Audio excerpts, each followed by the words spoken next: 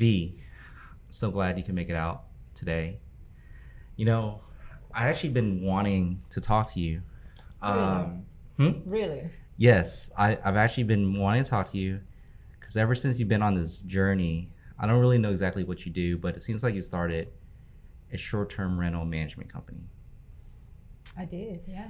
And so the first time I actually ever known about short-term rental, so I lived in Midtown, right, Mm-hmm. for like 13 years, and I had a friend that lived within like 2 minutes from us, and they had a three-story townhouse also. So Mm-hmm. they actually short-term rented their first floor bedroom, and they did it like, and they were like, I was like, is it kind of weird? They're like, no, you actually kind of meet interesting people by doing Mm-hmm. that, and they live there, right? Mm-hmm. They said that they would kind of focus on like interns, right? That would kind of stay Yeah. there 3-4 months at a time, and they like paid off their house real fast. Mm-hmm. Um, and it was crazy. This is kind of the odd part was that they ended up having a baby, and they still did Wow. Airbnb. So I've always wanted to, I guess, learn about short-term rentals. I don't think I ever put someone in the house, you know, in my own house. But I mean, I got some long-term rentals. I think you did a little analysis for me one time. So, just real quick, who you are and what you do with short-term rentals. Hey, this is Vee Lee from Houston. I've been a real estate investor for, I say, 7 years now. Started out as I guess everyone started out as wholesaler at one point, and then you became a flipper, and then you accumulated enough capital reserve that you started to hold properties, and then you start looking at what other ways you can build wealth or make additional revenue, and that's how I got into the short-term rental business. So I know you had some long-term rentals. I mean, so I remember a few years ago, you had bought, what you call it, a bay house Mm-hmm. down in Galveston and what, Sea Isle? Is that Mm-hmm. right? Mm-hmm. Yeah. Right, not Jamaica Island, Sea Isle. Did it start then, or when did when did you like come flip the switch and be like, hey, maybe instead of doing long-term rentals, which everyone does, right? Mm-hmm. When did you like, hey, when did I should do some short-term rentals? That one did not really start it. That one I kept it, and I didn't do it as a vacation rental because I love the house, I love the area, so I wanted to keep it for us to come down and visit. So I was like one of the many other, second home owner. Mm-hmm. The one that really started it for me was actually a townhouse in the Heights, Okay. and with that one, I tried to put it up for rent and put it up for sale, but it did not sell. So then I thought, you know what? Somebody came up with me with an idea of why don't you do corporate rental? So then I furnished it, and then got into that, and then it didn't. We advertised on a site for corporate rental, and Mm-hmm. it did nothing. So I said, okay, well, what? It doesn't hurt. So let's try listing on other places like Verbo, which is short for vacation rental by owner, Mm-hmm. and Airbnb. And sure enough, it got booked, and that's when my eye got open. Okay. How long ago was that? Oh, 4 years ago, maybe.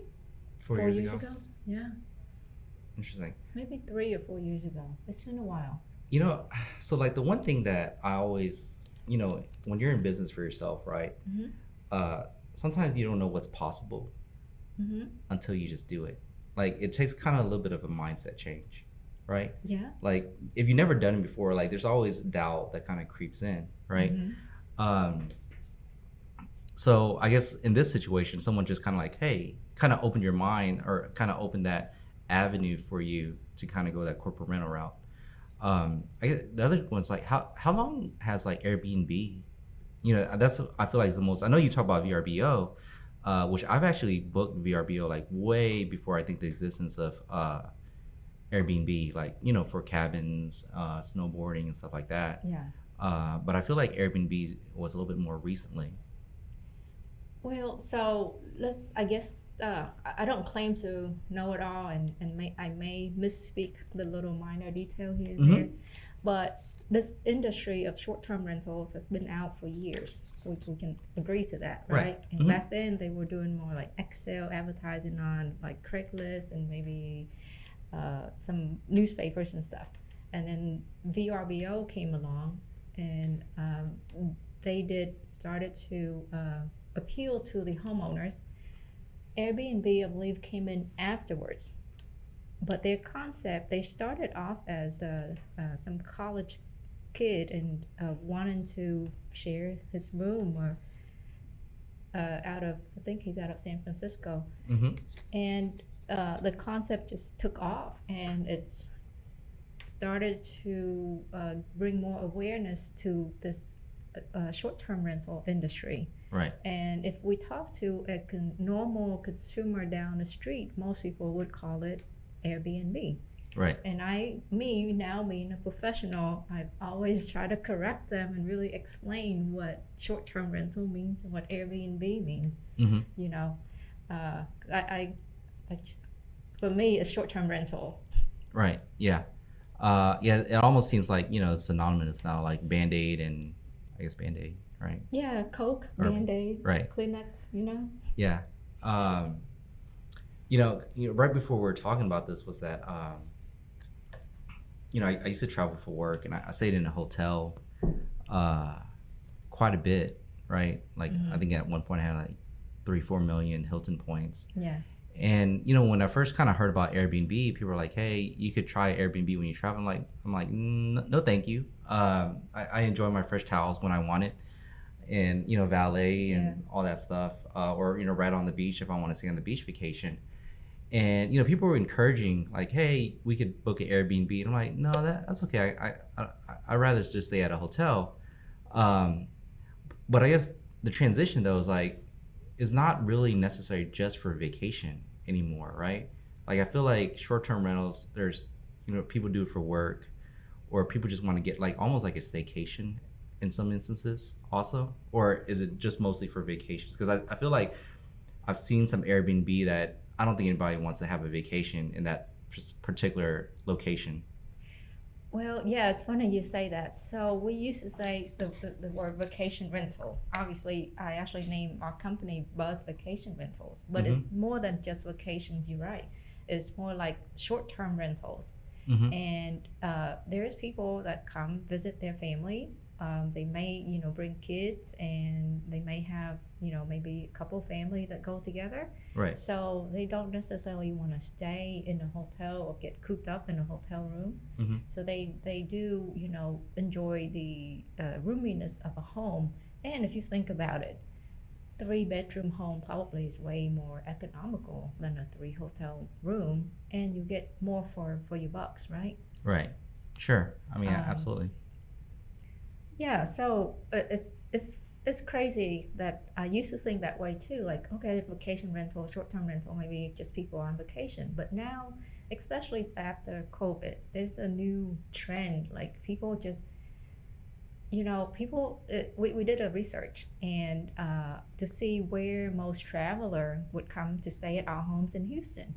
Right. And to our surprise, most people would have guessed like Dallas, Austin, San Antonio. Mm-hmm. But to our surprise, the result was Houston. It's like people from Houston come and stay at home in Houston. That's kind of interesting. Yeah. So, when COVID started, I think I had some owners that, were considering short-term rentals or converting their long-term rentals to short-term rentals, and vice versa. Then, as there was like this eviction moratorium, and then they just kind of kept it as short-term rentals. But so your company, right? It's called Buzz Vacation Rentals. Yeah. And what kind of properties do you manage? Like just really anything? Do you ever like buy room, houses only, or what kind of management do you do with it? We don't do by rooms. We do by per whole property. It's a different ball game to do the room share. It's not our business. There are other business model that do that. Our business model is we do rent out the whole house to one group, for friends or family. And most of the homes in our portfolio are 3-bedroom or more. Okay. Yeah. just make more sense for us. Okay. So if someone wanted, like, they had just had a one bedroom condo or something, is that something you would take on, or just kind of something you defer to someone else? At the end of the day, I always defer to what's best for the homeowners. Right. Realistically speaking, a one bedroom can only generate so much in revenue. Mm-hmm. And by the time they pay us and pay utilities and other expenses, there's not too much left. Right. So, then I just leave the choice up to them. And if it makes sense for them to utilize us, great. If it doesn't, we want them to do what's best for the home for their returns. Right. So you're saying that you only do whole houses. So are there, I guess, other management companies out there that, for example, like my friend had, right, where they had a 3-story townhome and they rented the bottom room. Is there a management company that do you know of that just, or is there a market for that? Or do people who do that really just manage it themselves because they're already inside the house? So if the owners still live in the home, Mm-hmm. it could become really challenging to manage. Yeah, I can see that. With the guests. Like you have to massage the owners, you have to massage the guests. Not literally, right? Yeah, not literally, I hope. But I could see just potential nightmares. Now, there are business model that will rent room by room. And I think they may do it on a weekly basis, not a nightly basis. So there are those company. I can't think of one right now, but I've talked to them. They seem to have good concept. Right. Yeah. So one of the things that I guess a huge difference. So as you know, we do long-term rentals here at Property Care, and rent prices are very static. I mean, it may go up, a few percentages a year, every year or something like that. But it's not ever anything significant. And I know, I remember in the news when, Super Bowl was coming to Houston, prices were going crazy. Yeah. I mean, and so I guess in the industry, so I used to go to conventions and stuff that talk about certain, it'll just kind of give you a little tidbit about, short-term managing short-term rentals. And I guess the term they always use is dynamic pricing, that, in long-term rentals, there's no dynamic pricing, but short-term rentals, there's dynamic pricing. It kind of changes constantly. You have to really look at it. But how do you, like, for example, if you're managing Houston, like, how do you know that's something that's going to drive traffic to Houston? Like, Super Bowl is pretty obvious, right? But are there like certain events that, or maybe rodeo or something that drives traffic? And then how do you know how to price it in that situation? Well, there are pricing tools available for management or people who are inexperienced at pricing. For us, for me anyway, we've done it long enough that we gather enough data that we could probably price something out. And here, I guess, here's the tip, maybe. We price things higher, far out, so that way if it get booked and something else come up, right, it was priced enough that we didn't cut ourselves short. And people are willing to pay for it, so why not? Right. No, that makes sense. It's kind of like airlines, right? When you go pretty far Absolutely. out, you can just try to book it high, and then as you get closer and closer a day, depending, how much inventory you have left, you lower the price, and then once the inventory gets a certain level, then you re-raise the price as you get closer to the flight. It's all about supply and demand, right? Yeah. So when you're far out, you just price it high enough. And obviously, you got to know what's going on in your area. Like, you say, for example, there's the rodeo, the Super Bowl. And surprisingly, we got a reservation a few years ago from a group of ladies who were here for sewing convention. I mean, I didn't know of a sewing convention until we got into this business. Right. Yeah. Apparently, there's all kinds of conventions on a regular basis over in Georgetown, or I guess over in Reliant. But is there industry news that's proprietary to you, like where they'll tell you like, hey, be careful because this event is coming in Houston, so you might want to look at your pricing? And, is there insider news, I guess I'm asking you, that kind of tells you like, hey, you may need to adjust your pricing to kind of get a little bit more from it. Unfortunately, not one that I'm aware of. Mm-hmm. It's really a hands-on type of thing that we have to do. We just have to keep looking out and see, hey, what event is coming up? Because it's actually, we do it for several reasons. One is for pricing, and two is actually to elevate our guest experience. Right. When there's events, we want to cater to them, and we want to help them to have a good time. Right. No, that makes sense. Like I said, we book vacation rentals, like, in Destin, Florida, and stuff like that. But I mean, those days are, if you're in the middle of spring break, I mean, those prices go up, but those days are pretty set. And I'm not really aware of like any events that may, spike it. But in Houston, I would imagine that most of it is driven by specifically events and not calendar like summer or anything like that. Right. Yeah. Houston is more of there's some destination, locations like Galveston, Destin, Miami, or Vail, for example. So they have seasonality. Right. Houston doesn't really have too much of seasonality. You're right. It's event basis, and then you have those other areas that just steady. Mm-hmm. With like people coming for work, coming to visit family, or their house just maybe under construction. Right. Yeah. We actually got a huge spike during a hurricane, and not that we wish ill on anybody, but the evacuees need a place to stay. Mm-hmm. People that have their home damaged from the storm, they need a place to stay, and hotels not ideal for months. Right. So if someone like was thinking about it, Mm-hmm. right? Like, hey, I got this property, want to do some short-term rentals.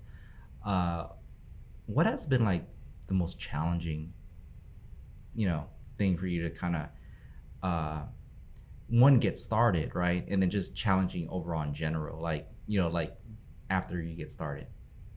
For the homeowners? Yeah, for the homeowners. For the homeowners, I think the biggest challenge for them, I think, if they already come to the right property, Mm-hmm. then the biggest challenge obviously is the upfront cost. Right. I mean, you just mentioned the right property. What makes a right property and a wrong property then? The right property is the one that's generating enough revenue. Okay. That's all it is in my definitions. Okay, actually, sorry. There's two things that makes the right property. Right. One is that the short-term rental is allowed at that property, and the second thing is it makes incomes. It makes money sense. So Right. those are the only two things that make a property the right property, in my opinion. Is the whole being allowed at a property, is that a big issue? It was huge. I spoke with a friend the other day that rented out his home in the Galleria area, Mm-hmm. and was shut down by the city. Really? Yes, and The city, not even like the HOA. city. The city. It's like City of Houston. The city of Houston, and that Because I've only heard like HOA issues that kind of, risen from it, but I've never heard of the city actually coming in and saying like, no, you're not allowed to.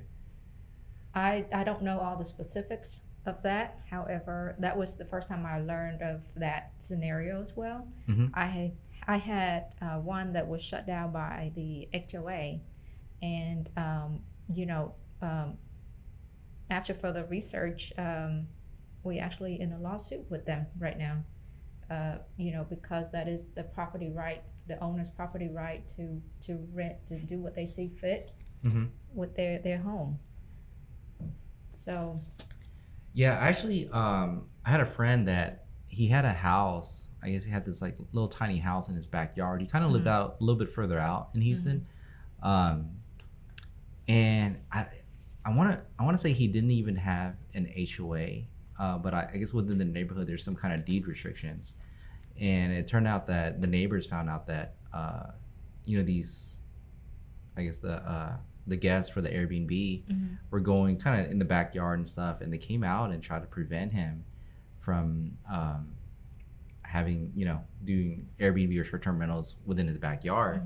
I know he took it to court. I don't know what the result of it is. I believe, was there not some kind of court case recently in Texas in relation to, I guess, Airbnb or short-term rentals for people?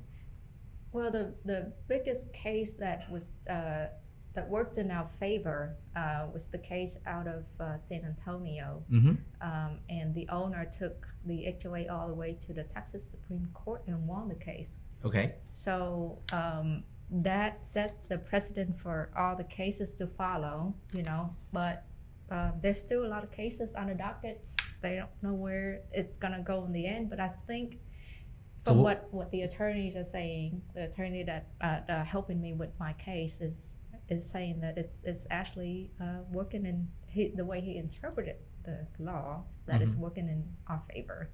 Now, I'm gonna maybe throw in something here too, is why we having all of this problem is that there are many investor or people who want to, make a little bit extra money and maybe use Airbnb as the way to market their home, but they don't do the due diligence of showing respect or care for the owners and just for the neighbors, and just have anybody and allow party and wild stuff to happen.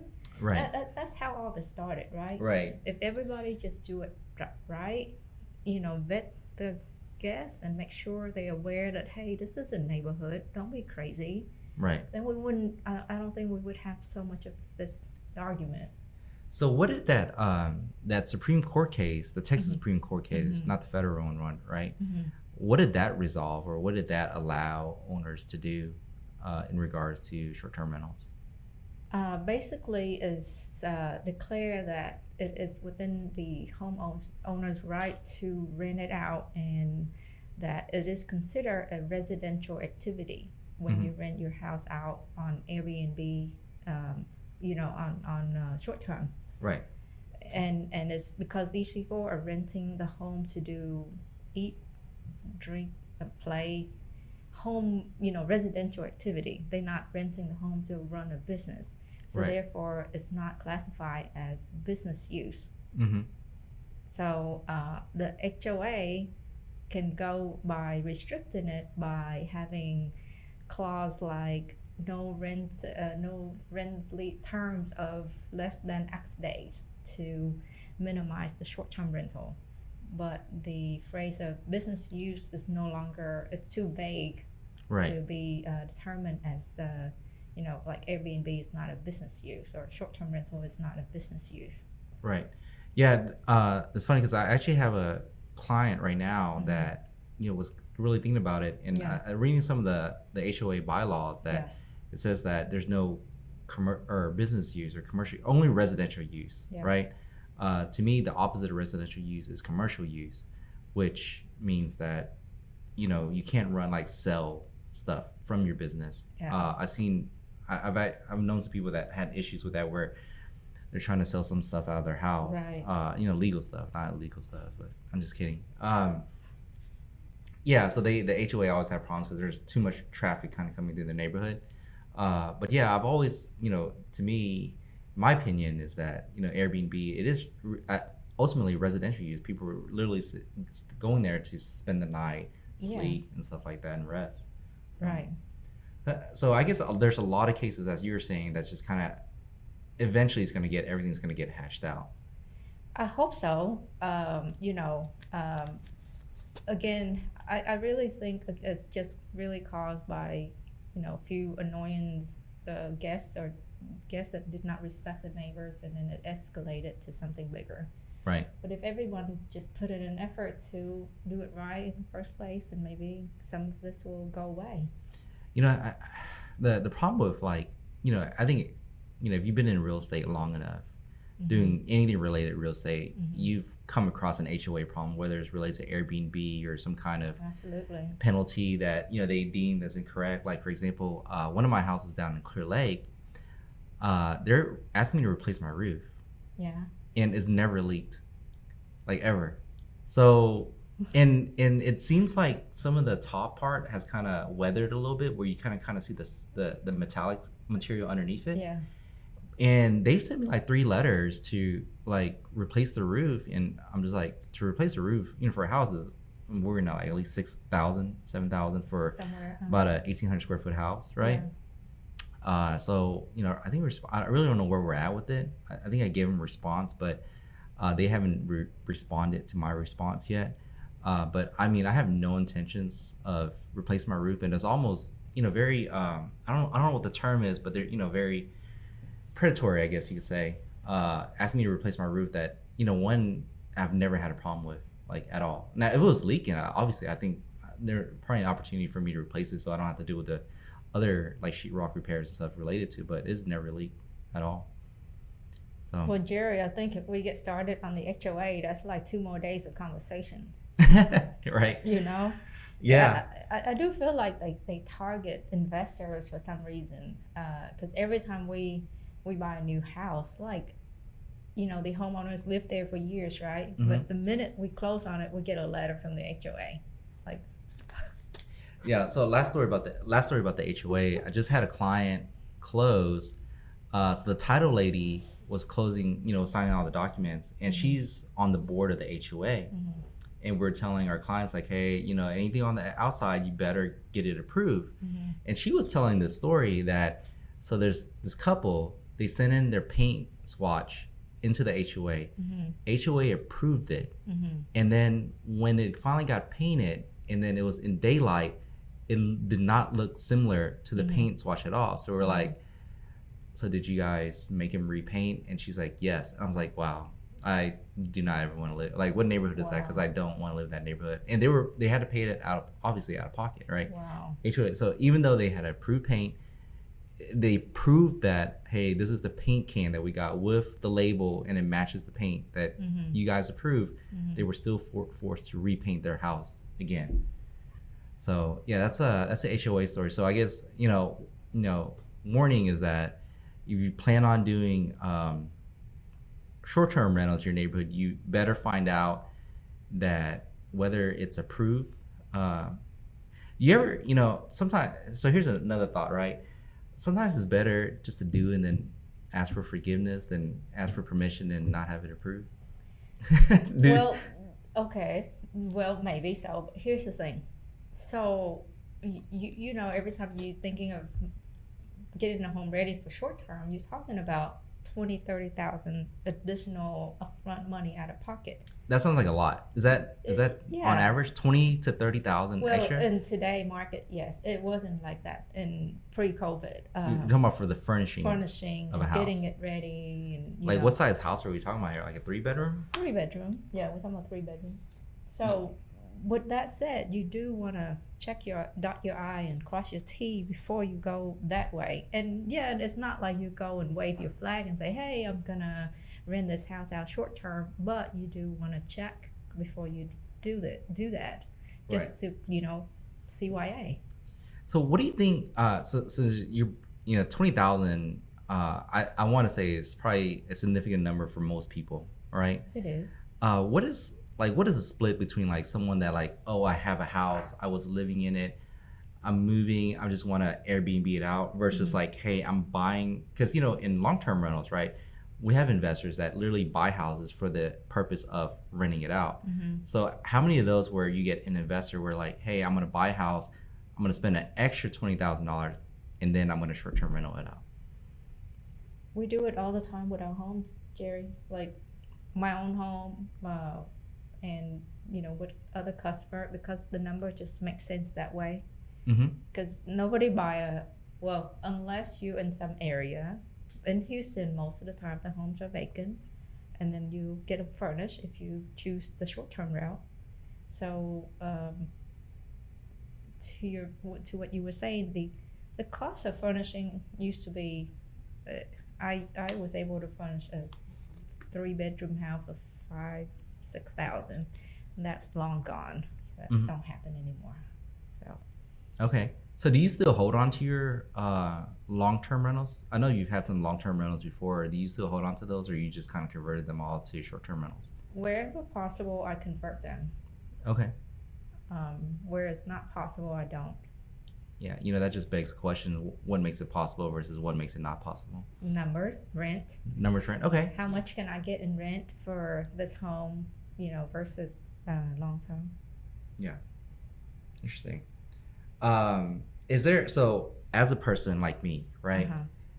You know, I have a townhouse in Midtown, and you know, I'm not really looking at any kind of property manager. Where would be best for me to go? Like how much to find out like how is it normally based on a day rate or a week rate or multiple day? I don't know. What Okay. is So for the normal consumer, typical an investor who does not have access to data like we do as a company, how do you go about estimating what kind of rent you're going to get? Is that the question?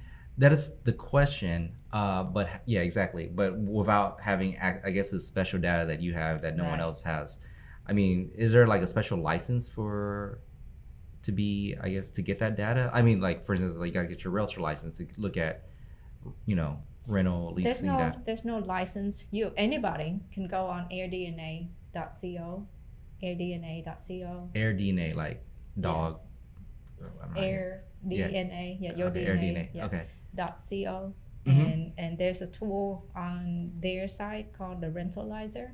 You Mhm. can just put in your address, put a number of bedroom, bathroom, number of people asleep, and it tell you what you get for your rent. Now, with that number though, you have to be careful because it's they call it scrap data, where they just look at all the other homes in the area Mhm. and see what the average rent is for those other homes, and then they calculate the occupancy rate and all of that. What they don't take out is fees, taxes, and they don't. If let's say you have a home in that area and you block it out for your personal use, Mhm. ADNA calculates it as occupancy. So that's where it gets screwed up a little bit, and that's where Right. experience matters, you know. So that's the easiest way to figure out how much you're gonna get for your rent a month or a year free. Right. So what are so like okay, I have for example, like I said, I have a house in Midtown. Mm-hmm. Now I just found out to furnish this house is gonna cost me $20,000 that I don't have. Okay. And that what other expenses? Like I can't imagine you gotta provide internet, I would imagine, right? Cable TV or washer dryer. Is that even normal to provide washer dryer? Just Yeah, completely clueless. the house gotta be fully furnished, just like you would be living there. Mm-hmm. So yes, so you gotta have refrigerator, washer, dryer, toaster, coffee maker, Mm-hmm. you know, different kind of cups, wine glass, beer mug, maybe, Right. uh, everything. So we do factor all of that into the furnishing cost. Okay. And generally, we estimate about 3 to 5 thousand per area, Mm-hmm. like per major area. So like bedroom is an area, family room is an area, kitchen is an area. Right. So if someone's more efficient and a thrift shopper, they may be able to get it on the low end, and but for nicer home that we expect to get higher revenue, we do go with the higher end stuff. Okay. What about like cable TV, internet? Is that normally just kind of included in part of the package? You do have to supply utility and internet. Mm-hmm. We don't do cable TV. We have smart TVs, Okay. so we don't have cable TV, and that's a preference. We haven't had any issue with no cable TV. Yeah. So yeah, so on and on, that probably add $500 on an average per month to your expense. 500. Yeah, with internet, utility, yard. Oh yeah. You got Don't even think yard. about the yard, right? The pest control that you do with long term anyway, right? Your routine pest control. Yeah. So that's equal there. So yeah, so yard, and if you have a pool or a hot tub, you got those monthly expenses. Yeah. And those are the only, expenses that we have over more than what you would have in the long term rental. You know, as we're talking, like I just thought of this business idea, Okay. right? Just imagine, like restaurants, right? Uh huh. Most restaurants do linen service. Right. So they don't, they don't wash and dry or fold their own linens anymore, like tablecloths and stuff. Like, is there a service out there like when you turn over property, like here's my sheets and blankets, and then they just It's give you a funny new that you set? say that. So there is, just not here in Houston. Mm-hmm. So maybe you can open a business of that here. Yeah. It's a very profitable business from the other people that I've talked to in other city states. I couldn't find one here in Houston. Right. Like towel, like you keep everything all white, like towels and pillow covers and stuff, and you don't reuse those, do you? Reuse? What do you mean? Like towel, I mean, like, or you just kind of tuck in the bed, or Oh you no, we have to wash everything. Get washed after each guest. There is a turnover clean, and that checklist is extensive. yeah. Everything needs to be washed. No, that's just too gross. Yeah, I would imagine it's kind of gross, but I'm willing to bet there's someone out there that does that though, and they're probably Well, okay, so hotel, right? They have the comforter insert, right? right. That is not required to be Right, washed sure. every time. Everything else, the cover and all The that. the Yes. duvet has to be Yeah, washed. yeah. Mhm. Those have to be washed. That's interesting. So it's like a occupational hazard. Everywhere I go, every hotel I stay at, or everywhere, I flip up the bed and I look at, I look for pillow covers and mattress protector. Yeah. So like for houses for long-term rentals, right? We use a maid service for before every tenant moves in. Mhm. But obviously it's not as frequent, right? So has there been like a whole new like service industry in regards to like guest cleaning houses specifically for short-term rentals, or you just kind of still use the standard maid service that's out there? It's obviously a different um, type of cleaning, Mm-hmm. because the maid service that you use for a vacant home, it's a vacant home. Mm-hmm. The service that you use in these short-term homes, you got washing dishes, doing laundry, making the bed. So yes, there are company that do these services, and some company actually to your point, some company actually include like a linen service with that, Mm-hmm. like where they supply the linens. Um, and then there's company that just do the maid service only. Right. Interesting. So there's almost kind of like an industry that's been born out of servicing, short-term rentals. I would imagine something close to it. Yes, there's a big industry, or a lot of services, technologies that are created from this industry. Tech is actually huge. Like, there's so many tech company coming out of this industry. Yeah. I think same thing for long-term rentals. One of the things I go almost every year is I guess to the property management conference, the Mhm. national one. Mm-hmm. And there's always all kinds of tech that tries to make life, people's management companies' life a little bit easier to manage. How many? So like when I first started my own management company, Mm-hmm. there was only like a few players in the market for like management software. That Mhm. was kind of like an all-inclusive bucket. Yeah. Like, is there a lot to? I'm assuming that you're not using Excel; that you actually use a management software. We do. Yeah. So was there like a lot of players that it was like a hard choice, or? Oh, it is probably the hardest decision in this business, because you don't. It's not like, in long term you got maybe a handful of software company, right? Mm-hmm. In short term you have at least 10, 15, I want to say 20 now. Right. And they all offer different things. So obviously, with short term, you gotta have a software that offers centralized calendar, and then there's like a channel. What's the word I'm looking for? A channel manager. So that means they gotta be able to integrate with Airbnb, Vrbo, and your website, and wherever else you advertise your home on. Right.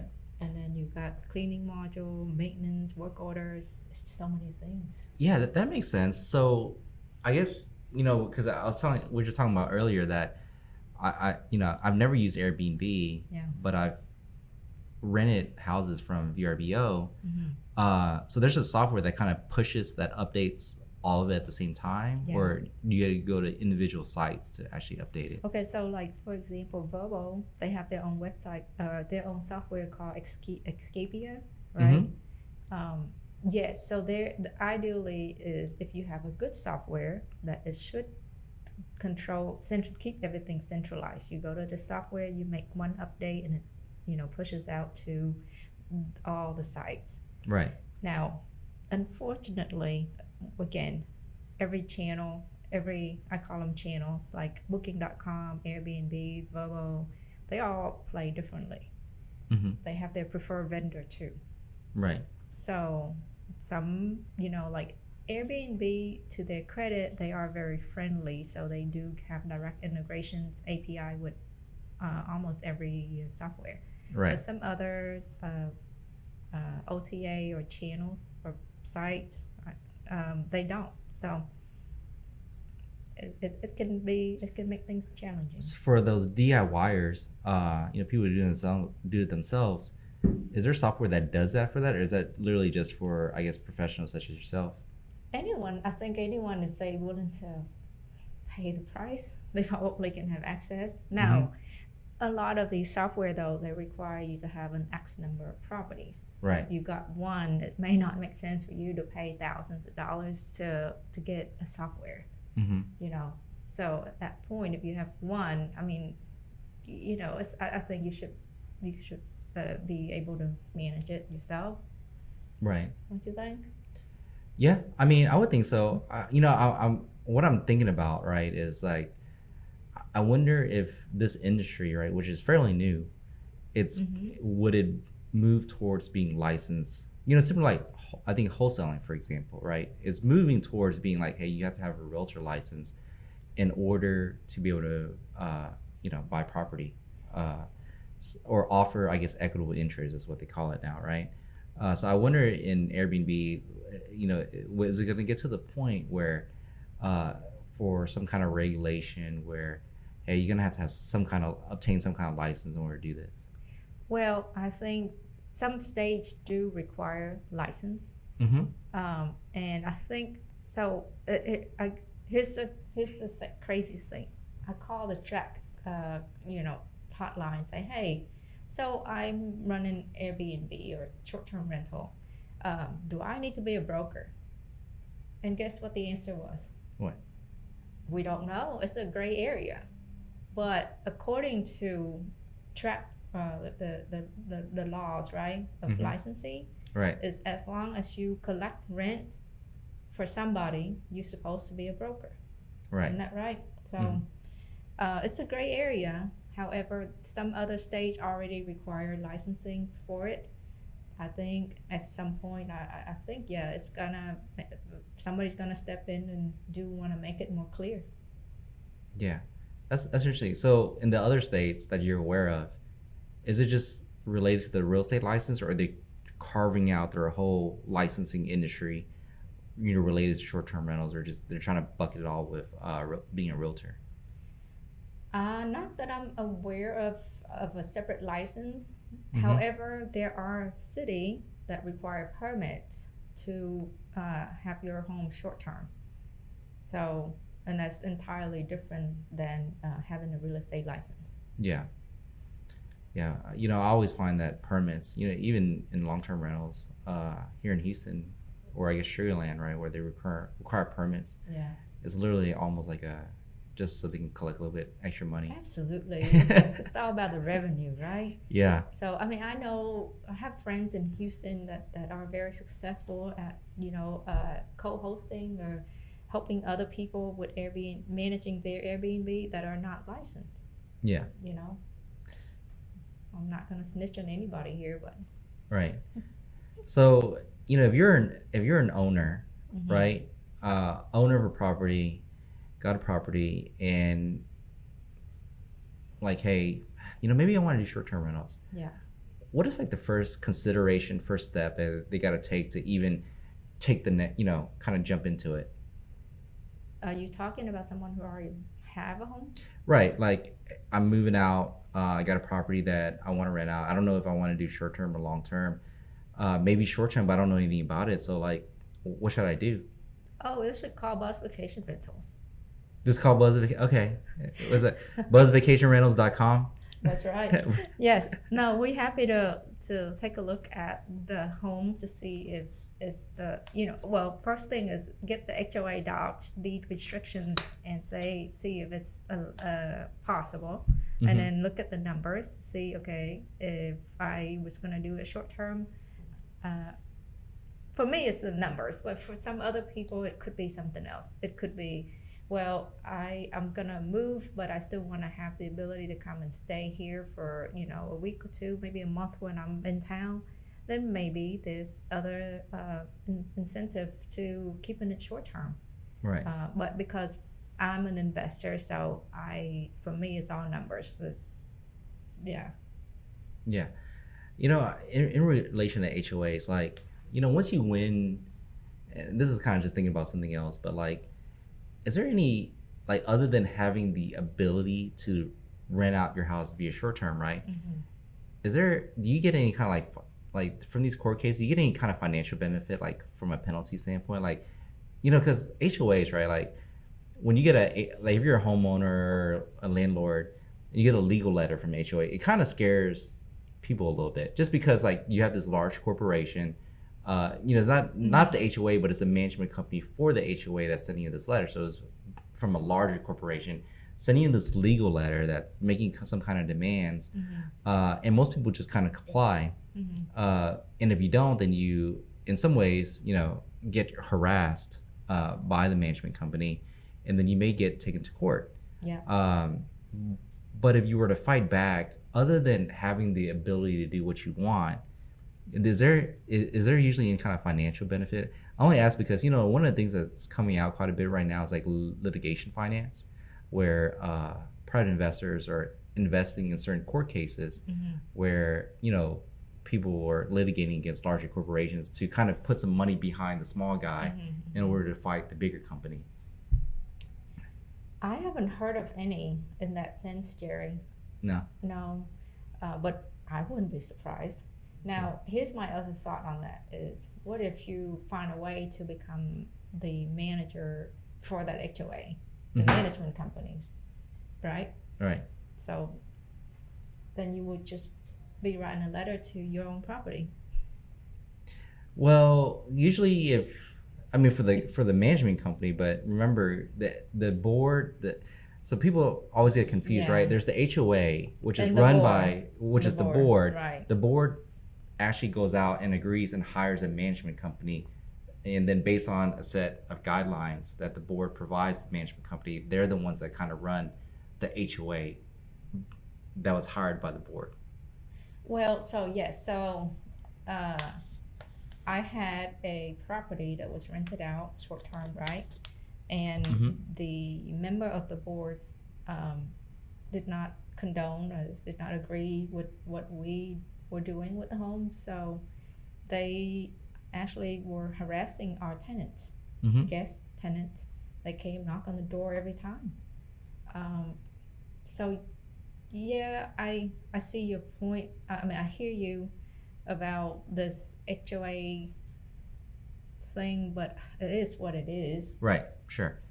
But it's such an item that has to be taken in serious consideration, because to your point, you can spend $20,000-$30,000 on furniture, and then HOA comes knocking, and it's game over, and you got $20,000-$30,000 of expenses that you incurred. Now, I'm not an attorney, but I was told, just like you said earlier, the HOA. We're not providing any legal advice here. Right. The HOA can write you letters, and you can choose to comply or you can choose to ignore. Right. They don't have any legal ground, or they don't have any repercussion until they take you to court. And when you go to court, it's a fair game. Right. You know. Yeah, but then again, so is you're taking to court, but you're coming out of pocket with your own court, your attorney. I mean, I would imagine you have to hire an attorney, Absolutely. right? Which Yeah. is, everyone knows is not very cheap, right? Right. Now, 20,000, 30,000 in furniture. Now, another few thousand, $3,000, $5,000 retainer, Yeah. just to have an attorney to defend you. Yeah. And the ending result, literally, is that you can Airbnb your house. Well, that's never the outcome that you want to have. And so that's why I said you gotta, at some point, you gotta deal with it head on. You gotta maybe try to make peace, be nice to your neighbors, see if you can come to some kind of agreement. And if it doesn't get anywhere, then obviously your last resort is to hatch it out in court. But Right. always want to work it out first.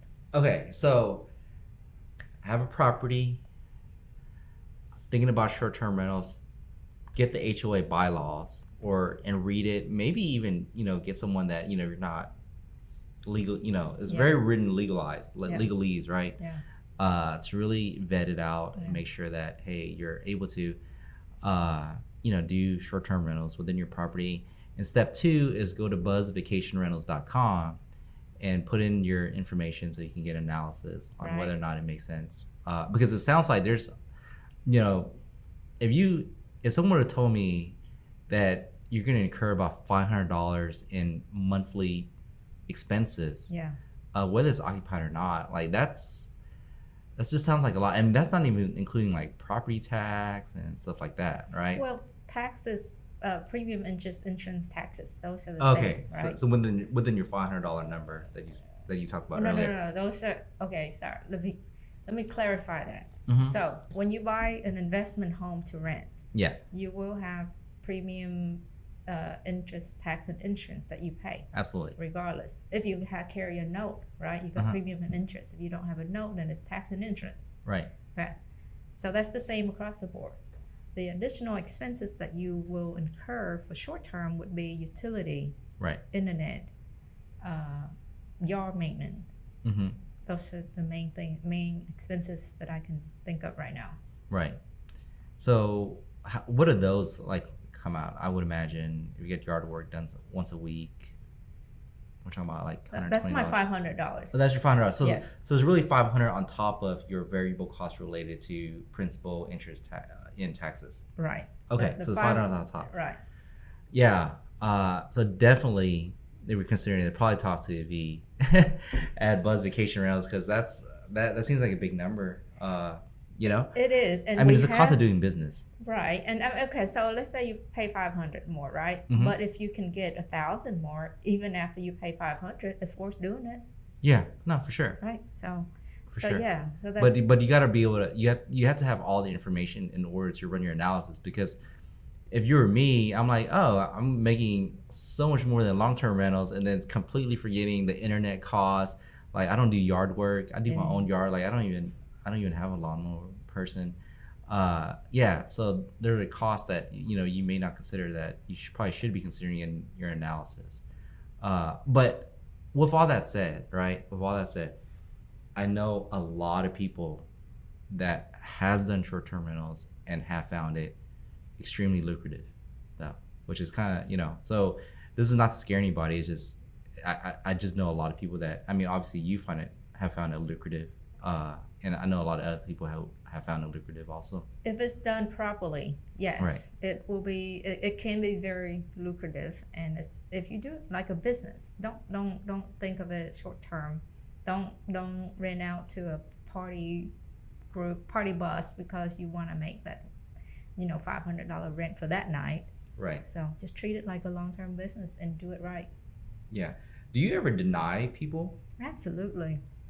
Okay. Absolutely. So you kind of run through the whole screening process as if you do like long-term rentals, right? I would imagine. Oh, we have a very vigorous process of screening people. It's way more vigorous than the long-term. I don't know about that. So. Well, we're not looking at income or anything like that, right? Yeah. Obviously, but we do a background check from us anyway. We do background check. We do verification, just so that we make sure the people who have access to our home are people we okay with having access to our homes.